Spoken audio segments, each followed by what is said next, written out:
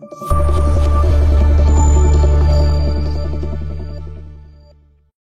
Friends, welcome to KK logics and tricks. Friends, ఇప్పుడు మనం ఈ డిఎస్సికి సంబంధించి రెగ్యులర్గా రిపీట్ అవుతున్నటువంటి మోస్ట్ ఇంపార్టెంట్ జీకే టాపిక్స్ని మనం ఈ వీడియోలో చాలా లాజికల్గా కోడ్స్ యూజ్ చేస్తూ ఫ్రెండ్స్ ఈ వీడియోలో చాలా లాజికల్గా ఆ టాపిక్స్ అన్నింటినీ కూడా ఫాస్ట్గా ర్యాపిడ్గా చూసే ప్రయత్నం చేద్దాం ఫ్రెండ్స్. ఫస్ట్ మనం చూసుకున్నట్లయితే కాకతీయ రాజుల పరిపాలన వరుసక్రమం. అంటే ఈ కాకతీయ రాజులు అనగానే ఫ్రెండ్స్ చాలామంది కన్ఫ్యూజ్ అవుతూ ఉంటారు. ముందు ఆర్డర్ అనేది చాలా ఇంపార్టెంట్. ఆర్డర్ అనేది మనకు తెలిస్తే మిగతా వాటిని మనం జనరల్గా చదువుకుంటాం, అది సెపరేట్గా మనకు తెలిసినటువంటి విషయం ఫ్రెండ్స్. మరి కాకతీయ రాజులకు సంబంధించి పరిపాలన వరుసక్రమాన్ని ఎలా గుర్తుపెట్టుకోవాలంటే జనరల్గా చూడండి ఫ్రెండ్స్, కాకతీయ రాజులు మనందరికీ తెలుసు చాలా గొప్పవారు కదా ఫ్రెండ్స్ వాళ్ళంతా కూడా. మరి వాళ్ళు అంత గొప్పవారు ఎందుకంటే వాళ్ళకు బీపీ ఉండదని గుర్తుపెట్టుకోండి ఫ్రెండ్స్. బీపీ ఉండదని గుర్తుపెట్టుకోండి. ఎందుకు బీపీ ఉండదంటే వాళ్ళు ఎక్కువగా బీడీలను పేల్చరు అని గుర్తుపెట్టుకోండి ఫ్రెండ్స్. ఎందుకు బీడీలను పేల్చారంటే వాళ్ళ రూపం, వాళ్ళ యొక్క విగ్రహాల రూపం ఎలా ఉంటుందంటే చాలా ప్రేమగా ఉంటున్నట్టు కనిపిస్తుందని గుర్తుపెట్టుకోండి ఫ్రెండ్స్. కాకతీయ రాజులు అనగానే చాలా గొప్పవాళ్ళు కాబట్టి వాళ్ళకి బీపీ ఉండదని గుర్తుపెట్టుకోండి. బీపీ ఎందుకు ఉండదంటే వాళ్ళు బీడీలను పేల్చారని గుర్తుపెట్టుకోండి. వాళ్ళ రూపం ఎలా ఉంటుందని చాలా ప్రేమగా, ఆప్యాయతగా, ప్రేమగా ఉంటుంది అన్నట్టు గుర్తుపెట్టుకుంటే బీపీ బీడీపీ ప్రేమగా రూపమా అంటే కాకతీయ రాజులతో అలా లింక్ పెట్టుకుంటే ఇంకేముంది ఫ్రెండ్స్. బి అంటేనేమో బేతరాజు 1 అని, పి అంటేనేమో ప్రోలరాజు 1 అని, మళ్ళీ సెకండ్ టైం బి వచ్చింది కాబట్టి 2 కాబట్టి బేతరాజు 2 అని, డి అంటేనేమో దుర్గరాజు అని, పి అంటేనేమో ప్రోలరాజు మరి 2 అని, ఇంతకుముందు పి అంటేనేమో ప్రోలరాజు 1 సెకండ్ టైం వచ్చింది కాబట్టి ప్రోలరాజు 2 అని, ప్రే అంటేనేమో ప్రా అనే దాన్ని మనం తీసుకున్న ప్రతాపరుద్ర మరి 1 అని గుర్తుపెట్టుకోండి. ఫస్ట్ పావు వచ్చింది కాబట్టి ఫ్రెండ్స్, లాస్ట్లో మళ్ళీ పావు వస్తుంది కాబట్టి ప్రతాపరుద్ర 2 లాగా గుర్తుపెట్టుకోండి. మా అంటేనేమో ఇక్కడ మహాదేవుడు అని గుర్తుపెట్టుకోండి ఫ్రెండ్స్. రు అంటేనేమో రుద్రమ దేవుడు అని గుర్తుపెట్టుకోండి ఫ్రెండ్స్.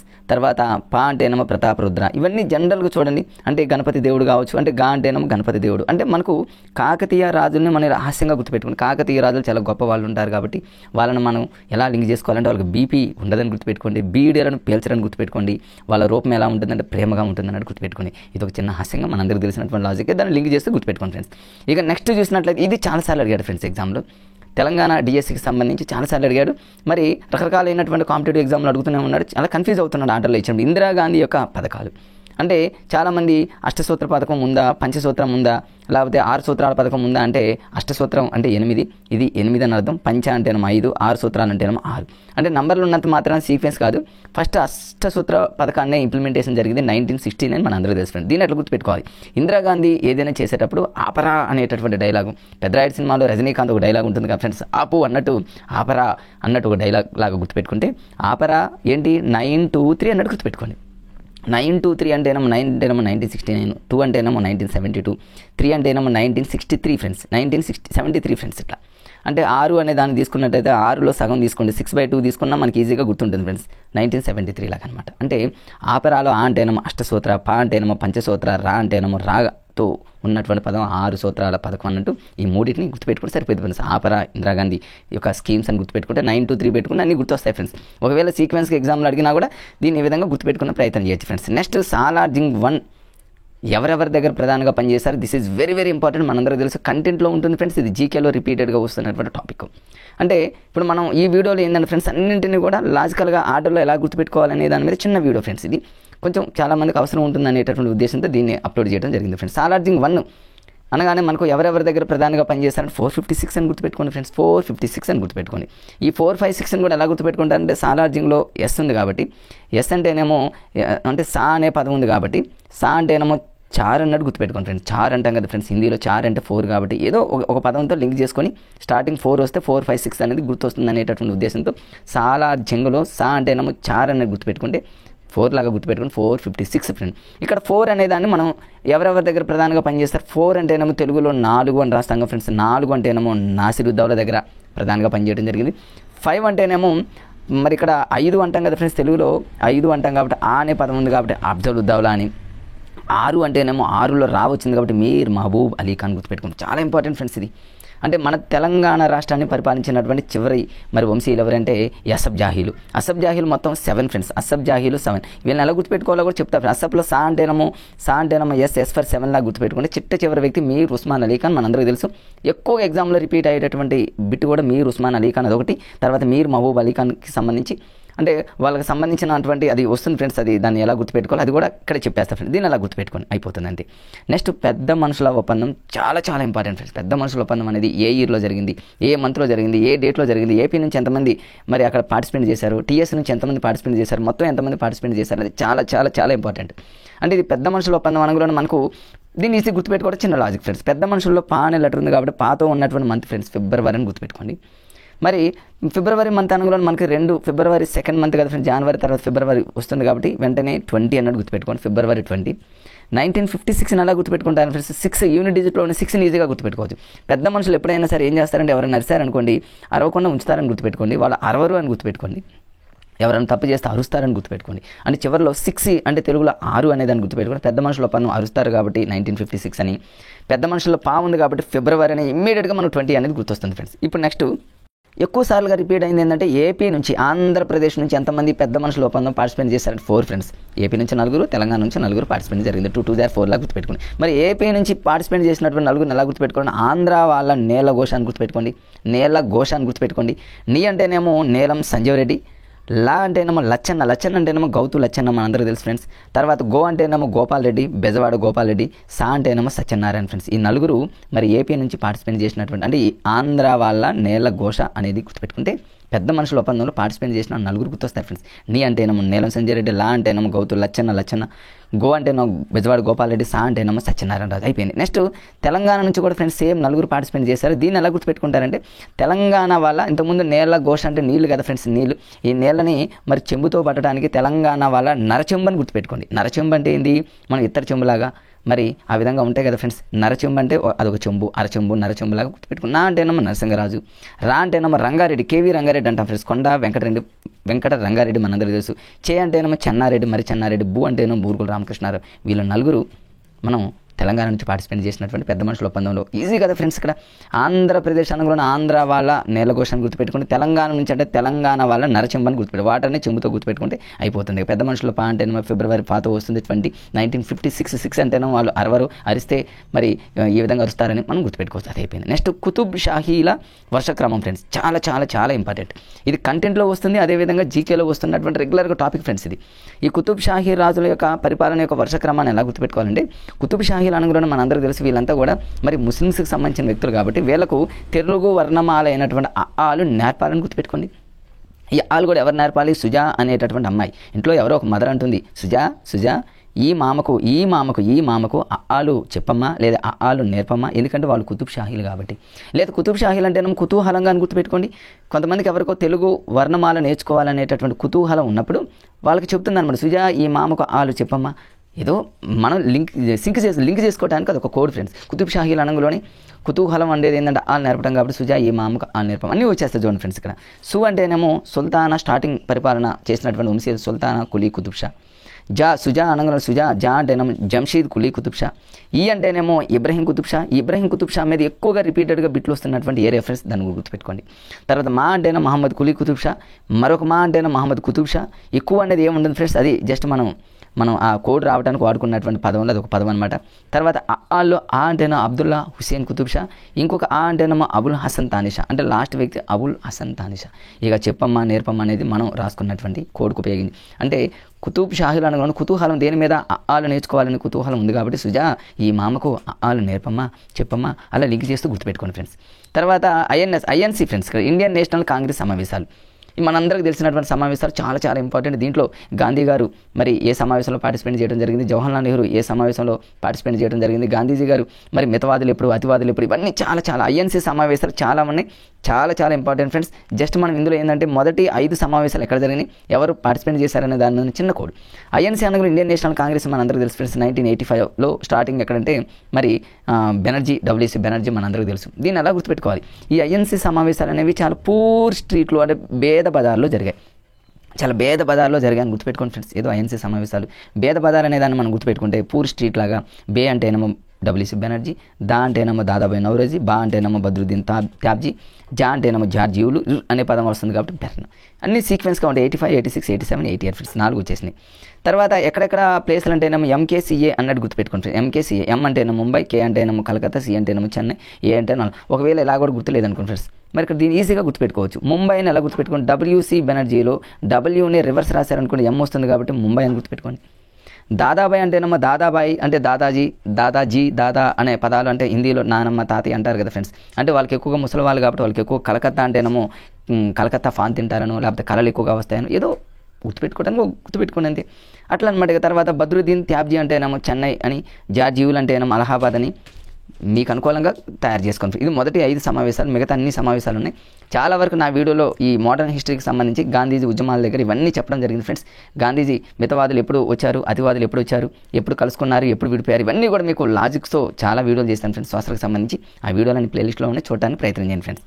తర్వాత నెక్స్ట్ గాంధీజీ వరుస ఉద్యమాలు. ఇది 8th క్లాస్ సోషల్లో ఉంది కదా ఫ్రెండ్స్. గాంధీజీ వరుస ఉద్యమాలు రెగ్యులర్గా అడుగుతున్నటువంటి మరి టాపిక్. అంటే ముందు ఈ గాంధీజీ గారికి సంబంధించి ఈ వరుస ఉద్యమాలను మనం గుర్తుపెట్టుకుంటే అన్నీ వచ్చేస్తాయి. అంటే ఈ మధ్యకాలంలో ఆర్డర్లో ఉంచమంటున్నాడు, అసెండింగ్ డిసెండింగ్ ఆర్డర్లో ఉంచమంటున్నాడు కాబట్టి దానికోసం ఇచ్చిన వీడియో ఫ్రెండ్స్. గాంధీజీ వరుస ఉద్యమాలను ఎలా గుర్తుపెట్టుకుంటారంటే మరి చెంకేమి కిని శ్రావికి అని గుర్తుపెట్టుకోండి ఫ్రెండ్స్.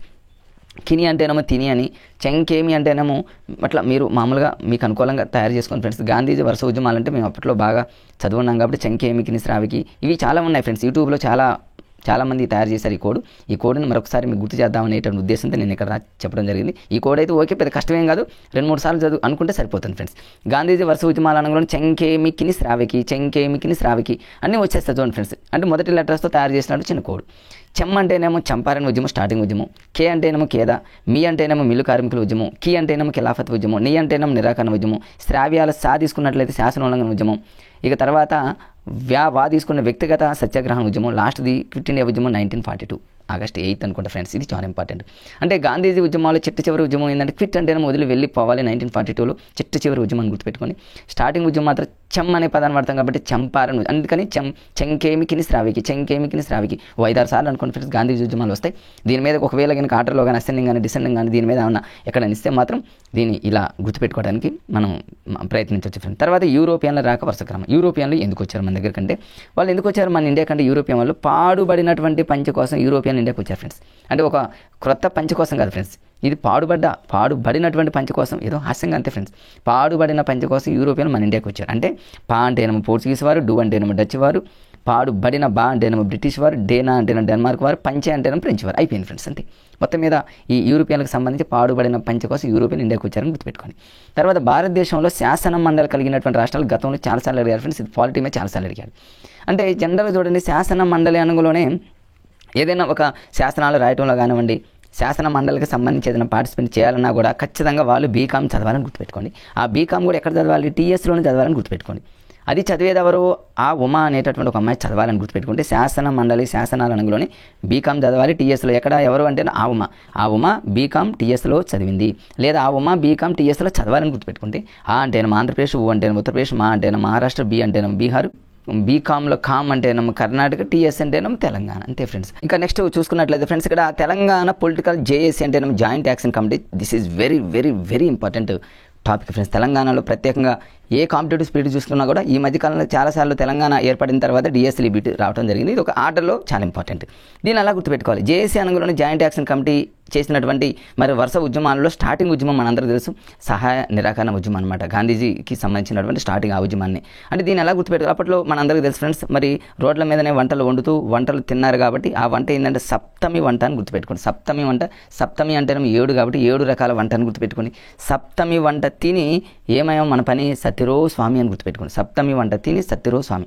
ఇది యూట్యూబ్లో చాలామంది దీని మీద చేయడం జరిగింది. దీంతో లింక్ చేసుకొని గుర్తుపెట్టుకుని మన డిఎస్సీ కన్నా చాలా యూజ్ అవుతుంది ఫ్రెండ్స్. సప్తమి వంట తిని సత్యరో స్వామి అని గుర్తుపెట్టుకుంటే అంటే అది జాయింట్ యాక్షన్ కమిటీలో సా అంటేనేమో సహాయ నిరాకరణ ఉద్యమం, తాలో పా అంటేనేమో పల్లె పట్టాలపైకి, మీ అంటేనే మిలియన్ మార్చ్, వంట అంటేనే వంట వరపు, తిని అనేదాన్ని మనం పక్కన పెట్టుకున్నట్లయితే మళ్ళీ సా అంటేనేమో సకల జనుల సమ్మె చాలా ఇంపార్టెంట్, టీ అంటేనేమో తెలంగాణ మార్చి, దీన్నే సాగరహారం అంటారు, రో అనేదాన్ని మనం లాజిక్ కోసం వాడుకున్నటువంటి పదము, స్వా అంటేనేమో సడక్ బంద్ అనేది లాస్ట్ ఉద్యమం ఫ్రెండ్స్. సడక్ బంద్ అంటే బంద్, సడన్గా బంద్ చేస్తామన్నట్టు గుర్తుపెట్టుకోండి ఫ్రెండ్స్. అంతే. సప్తమి వంట తిని సత్తిరో స్వామి అని గుర్తుపెట్టుకుంటే ఈ తెలంగాణ జాయింట్ యాక్షన్ కమిటీకి సంబంధించిన ఉద్యమాలన్నీ మనకు వచ్చేస్తాయి. ఇక శ్రీకృష్ణ కమిటీ అనేది చాలా ఇంపార్టెంట్. తెలంగాణ ఏర్పడడానికి ముందు ఒక కమిటీ వచ్చింది, శ్రీకృష్ణ కమిటీ. దీని మీద చాలా సంవత్సరాల తరబడి శ్రీకృష్ణ కమిటీ మరి చాలా ముందు ఫ్రెండ్స్. అదంతా కూడా మనందరికీ డిఎస్సి పర్పస్లో అంత అవసరం లేదు, మిగిలిన కాంపిటేటివ్ స్పిరిట్లు ఎక్కువ అవసరం. మరి దీంట్లో ఎవరెవరు ఉన్నారని చాలా ఇంపార్టెంట్ డిఎస్సి పరంగా చూసుకుంటే. దీన్ని ఎలా గుర్తుపెట్టుకుంటారంటే శ్రీకృష్ణుడు అనగానే మన కృష్ణుడే కదా ఫ్రెండ్స్. శ్రీకృష్ణుని చాలా మంది ఏమంటారు, దా అంట మా ఇంటికి దా వెన్న పెడతామన్నట్టు, వెన్న ముద్ద మా ఇంట్లో ఉంది దా అంటాం కదా ఫ్రెండ్స్. శ్రీకృష్ణ దా అని గుర్తుపెట్టుకోండి అంతే హాస్యంగా. అందులో శ్రీ అంటే ఏమో శ్రీకృష్ణ ఏనే అధ్యక్షుడు, క్రూలో కా అంటే ఏమో కౌర్ అని గుర్తుపెట్టుకోండి, రణబీర్ సింగ్ కౌర్ అని గుర్తుపెట్టుకోండి. స్నాలో షా ఉంది కాబట్టి షరీఫ్, అబూ సలే షరీఫ్ అని గుర్తుపెట్టుకోండి. దా అంటే ఏమో దుగ్గలని గుర్తుపెట్టుకుని కార్యదర్శి అంతే. శ్రీకృష్ణ దా అంతే, ఎంతకంటే ఏం అవసరం లేదు ఫ్రెండ్స్. తర్వాత బతుకమ్మ పండుగ 9 days మనందరికీ తెలుసు. చాలామంది 2 రోజుల కన్ఫ్యూజ్, 2 రోజుల దగ్గర ఫస్ట్ది చాలామందికి నోటెడ్. మొదటి రోజున ఏమంటారంటే ఎంగిలి పూల బతుకమ్మ, ఎందుకంటే స్టార్టింగ్ రోజు ఎంగిలి చేస్తాం కాబట్టి ఎంగిలి పూల బతుకమ్మ అనుకోండి. 2వ రోజు అంటేనేమో అటుకుల బతుకమ్మ ఫ్రెండ్స్. ఇది అట్లు బతుకమ్మ కాదు. చాలామంది ఇక్కడ అటుకుల బతుకమ్మ వేరు, అట్లు బతుకమ్మ వేరు. అంటే 5వ రోజు 2వ రోజు కన్ఫ్యూజ్ అవుతూ ఉంటారు. 5వ రోజు ఏమో అట్లు బతుకమ్మ, 2వ రోజు ఏమో అటుకుల. దీన్ని లాజిక్గా గుర్తుపెట్టుకోవచ్చు. 2వ రోజు అంటేనేమో అటుకులను ఎలా గుర్తుపెట్టుకుంటారంటే, అటుకులు అనగానే మనకు 2 అటుకులను గుర్తుపెట్టుకోండి, అటుకులు 2 అని గుర్తుపెట్టుకోండి. అదేవిధంగా 5వ రోజు అంటేనేమో అట్లు, 5 అంటేనేమో 5 వేళ్లతో మనం అట్ల పిండిని తయారు చేస్తూ అట్లు పోస్తాం కాబట్టి 5వ రోజు అంటేనేమో అట్లు అని గుర్తుపెట్టుకోండి. 2వ రోజు అంటేనేమో 2 అటుకులను గుర్తుపెట్టుకోండి. ఇంకా మీకు ఏదైనా లాజిక్గా తెలిస్తే గుర్తుపెట్టుకోవడానికి ప్రయత్నం చేయండి. తర్వాత 3వ రోజులో మా అనే పదం ఉంది, ముద్దపప్పులో మా ఉంది, ఈజీ. 4వ రోజులో నా ఉంది, నానబెట్టిన నా ఉంది, ఇవి చాలా ఈజీ. 5వ రోజు అంటే ఫ్రెండ్స్ అట్లు బతుకమ్మ, ఇంతకుముందే చెప్పాను. 5వ అనగా అట్లు అంటే 5 వేళ్లతో పిండి కలిపి అట్టు చేస్తాం కాబట్టి అట్లు. 6వ రోజు అంటే అలిగిన, ఎవరైనా కానీ కరిశారనుకుని ఇంట్లో వాళ్ళ మదర్ కానీ ఫాదర్ కానీ ఖచ్చితంగా అలుగుతూ ఉంటారు కాబట్టి అలిగిన. 7వ రోజు అంటేనేమో వేపకాయలు. వేపకాయలు అంటే సహజంగా ఎవరికైనా ఏడుపే వస్తుంది, వేపకాయ నోట్లో మరి దాన్ని కొరికినా ఏదైనా చేసినా కూడా ఏడుపే వస్తుంది. 8వ రోజు అంటేనేమో అందులోనే ఉంది వెన్న ముద్ద అని. 9వ రోజు అంటేనేమో సద్దుల బతుకమ్మ. లాస్ట్ డే అందరూ ఏం చేస్తారంటే అదంతా అయిపోయిన తర్వాత చదువుకుంటారు, ఇంటికి పోతారు, చదువుకుంటారు కాబట్టి సద్దుల బతుకమ్మ అన్నట్టు గుర్తుపెట్టుకోండి. ఇక అంతే ఫ్రెండ్స్. తర్వాత భారతదేశ భూ పరివేష్టిత రాష్ట్రాలకు సంబంధించి చాలా ఇంపార్టెంట్. భూ పరివేష్టిత రాష్ట్రాల మీద గతంలో చాలాసార్లు అడిగారు ఫ్రెండ్స్. దీన్ని ఎలా గుర్తుపెట్టుకుంటారంటే, భూ పరివేష్టిత అంటేనేమో భూమి ఉన్నటువంటి పరివేష్టిత ప్రాంతాలకు సంబంధించి తెలంగాణ సీఎం ఏం చేశాడంటే హర్యానా వెళ్ళారని గుర్తుపెట్టుకోండి. దీనికోసం తెలంగాణ సీఎం హర్యానా వెళ్ళారు. ఇది చాలాసార్లు అడిగాడు ఫ్రెండ్స్ గతంలో డిఎస్సిలో, కాబట్టి దాన్ని నేను తీసుకొని చెప్పడం జరిగిందనమాట. తెలంగాణ సీఎం హర్యానా వెళ్ళారని గుర్తుపెట్టుకుంటే టీ అంటే ఏమో తెలంగాణ, జీ అంటే ఏమో జార్ఖండ్, సి అంటే ఏమో ఛత్తీస్గఢ్, ఎం అంటే ఏమో మధ్యప్రదేశ్, హర్యానా వెళ్ళారంటేనేమో హర్యానా. అంటే భూ పరివేష్టిత రాష్ట్రాలకు సంబంధించి టీజీ సీఎం హర్యానా వెళ్ళారని గుర్తుపెట్టుకోండి. క్వాడ్ దేశాలు ఎన్నోసార్లు అడిగాడు, మనందరికీ తెలుసు, చాలాసార్లు అడిగారు ఫ్రెండ్స్. క్వాడ్ దేశాలు దీన్ని ఎట్లా గుర్తుపెట్టుకుంటారు? క్వాడ్ అనగానే క్యూ అనే లెటర్ వచ్చింది కదా ఫ్రెండ్స్. సహజంగా ఎవరైనా క్యూలో లేనట్లయితే, ఒక వరుస క్రమంలో లేనట్లయితే అజయ్ అంటేనేమో మరి అజయము అని గుర్తుపెట్టుకోండి, జయం లేకుండా అన్నట్టు గుర్తుపెట్టుకోండి, లేదా అజయం అన్నట్టు గుర్తుపెట్టుకోండి. మీరు ఎలాగైనా గుర్తుపెట్టుకోండి ఫ్రెండ్స్. అజయ్ అంటేనేమో అజయము అని గుర్తుపెట్టుకోండి. ఆ అంటేనేమో ఏ అంటే తెలుగులో మనం అజయ్ అన్నాం కదా ఫ్రెండ్స్. ఏ అంటేనేమో ఆస్ట్రేలియా, మరొక ఏ అంటేనేమో అమెరికా. అంటే ఏతో ఉన్నటువంటి 2 కంట్రీస్ వచ్చాయి ఫ్రెండ్స్, అమెరికా, ఆస్ట్రేలియా. జే అంటేనేమో జపాను, ఐ అంటేనేమో ఇండియా. అజయ్ అనే పదాన్ని గుర్తుపెట్టుకోండి, క్వాడ్ అనగానే అన్నీ వచ్చేస్తాయి ఫ్రెండ్స్. తర్వాత వచ్చేసి ఫ్రెండ్స్ ఇంకా అసబ్ జాహీల పరిపాలన వరుస క్రమం చాలా ఇంపార్టెంట్. ఇంతకుముందు చెప్పే కదా ఫ్రెండ్స్, తెలంగాణను పరిపాలించినటువంటి చిట్ట చివరి వంశీయులు అసబ్ జాహీలు. చిట్ట చివరి వ్యక్తి మీర్ ఉస్మాన్ అలీ ఖాన్, తనే 7th వ్యక్తి.